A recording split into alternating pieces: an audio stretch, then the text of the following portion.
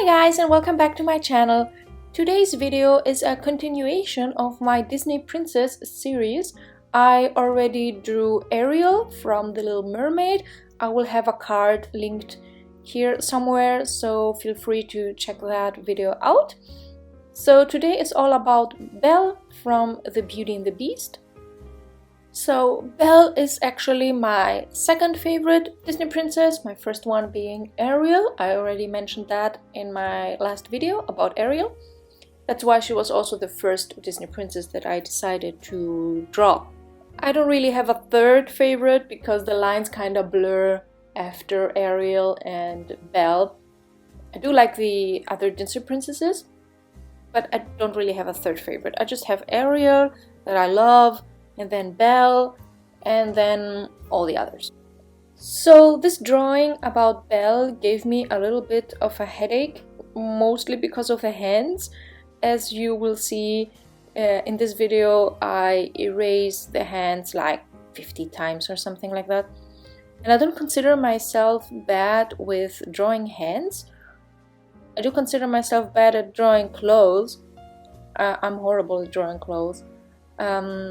But I'm okay with hands.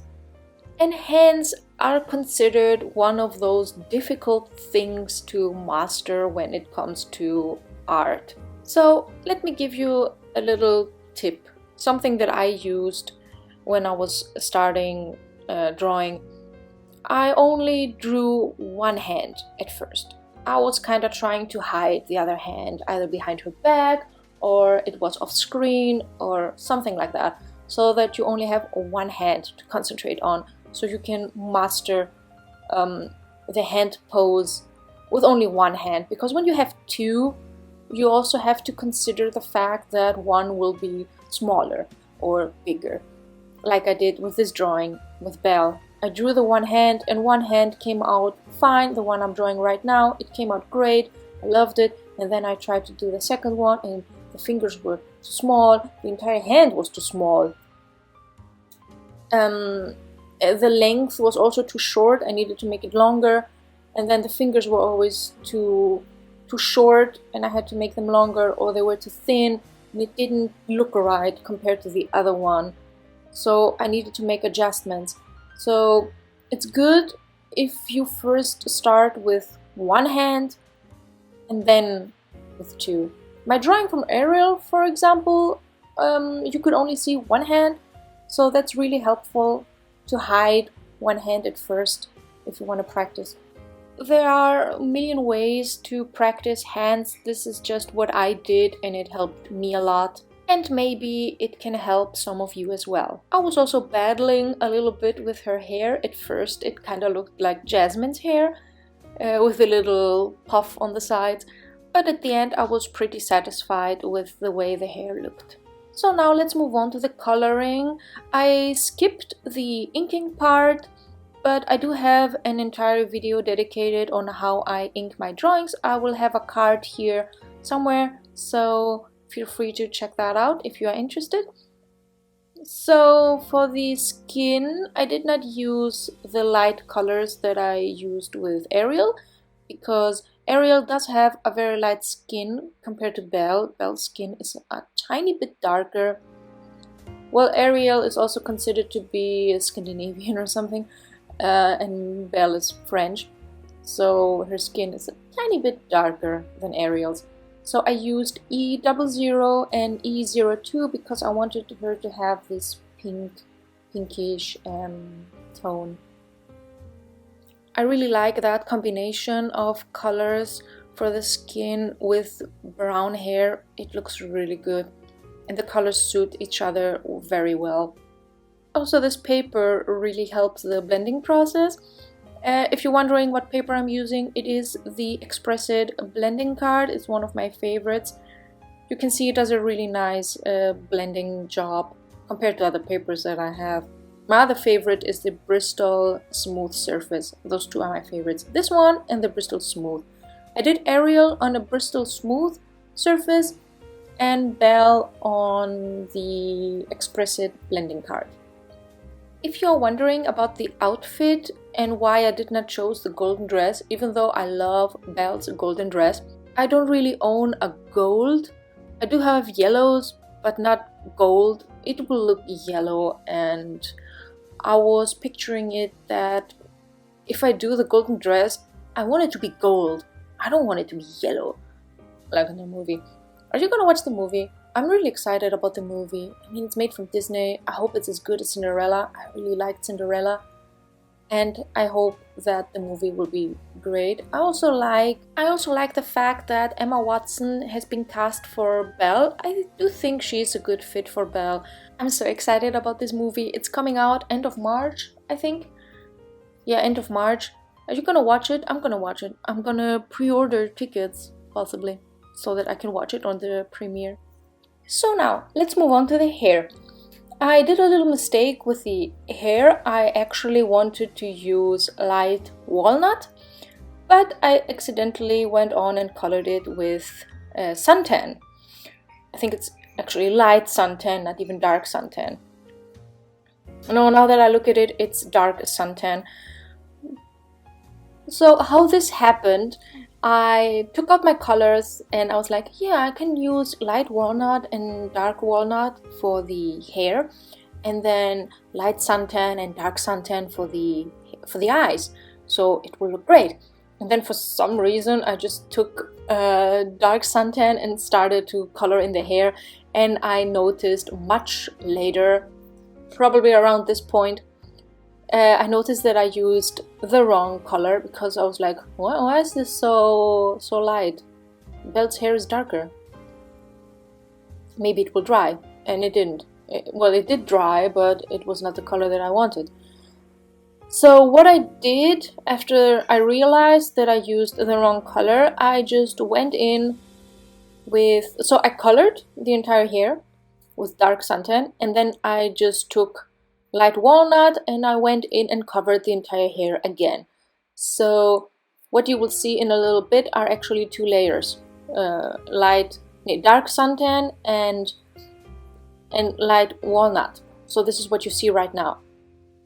It turned out good.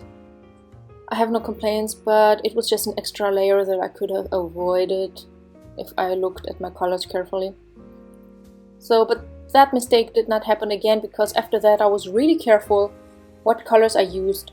I looked at them, I read the cap, what it says, so that I don't use the wrong color again. So here I'm just coloring in her clothes. It turned out pretty well. I think the color is pretty accurate. I did not do anything special with the rose. I just colored it with the green that actually dried up. And I did some leaves, and then just a rose, which is more like a cartoony rose. It's not a realistic rose, but that was the whole point. For some reason, I kind of like the more cartoony roses. I didn't want a more realistic rose for whatever reason. And now I'm just using my favorite toner grays to color in her clothes. Well, basically the shadows of her clothes, because her shirt is white. I just wanted some shadows. I am using two different grays. I'm using T0 and T1.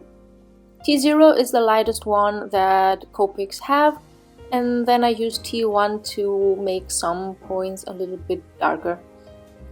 So a little thing that I do here is I take T0, I shade in the area that I want, and then I take the blender, the colorless blender, and then I just smear over it so it looks more smooth, so that you don't have those harsh lines. Because T0 is the lightest one I have, and I also think it's the lightest one Copic makes. I don't think there is a T00 or something like that, so it blends into nothing or something.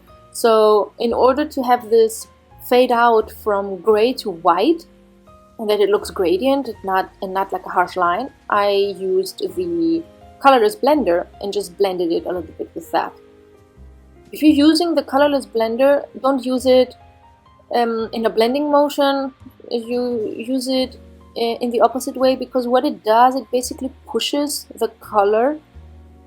It doesn't blend two colors, it pushes one color away. So it's actually really great to fix mistakes. If you go outside of the line, you can use the colorless blender to just push the color inside again, so it basically dissolves the color.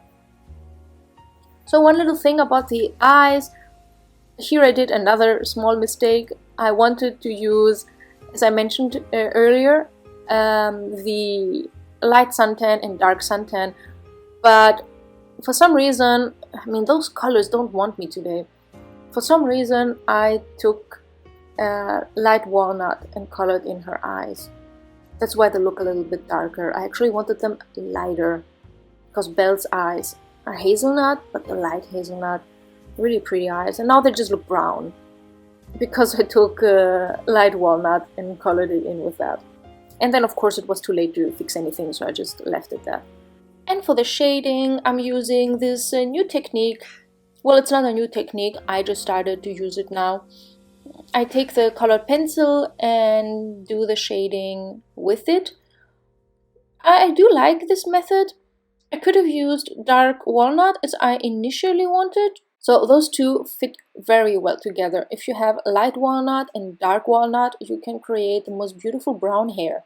But since I do really like this new method that I recently discovered, I wanted to give it another shot and color the hair with that. And it looks really nice.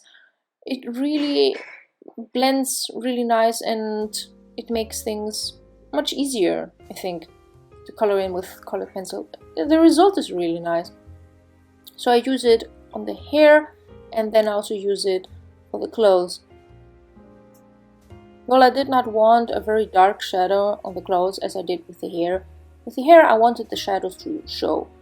On the clothes, not so much. I wanted a light hint that it's dark-ish, but I did not want a harsh line like I did with the hair. Not harsh line, more like harsh shadows. So here I'm coloring in the clothes, and it's a great way to also hide little blotches that you do with your Copic markers. I also did the same thing with the rose. I took some green and some red, and I colored in the rose to make it look just a tiny bit more realistic. I know it still looks cartoony, but now at least it has some shadows and it looks like it has more depth to it. It doesn't really show up that much, but you can tell the difference. And after that, I finished some little details on her face, like I put a little blush, a little bit of lipstick, and some white details on her eyes, because all the Disney princesses have blush and lipstick, so I can't possibly go on without it. As for the background, which you will see in a second, I just basically took a light pink and drew a circle around her. It's really nothing special, I just thought it looked really cute.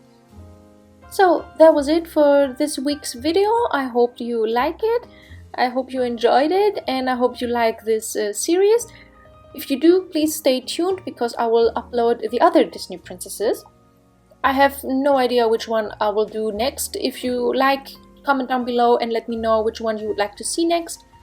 And please give this video a big thumbs up and don't forget to subscribe. Bye guys!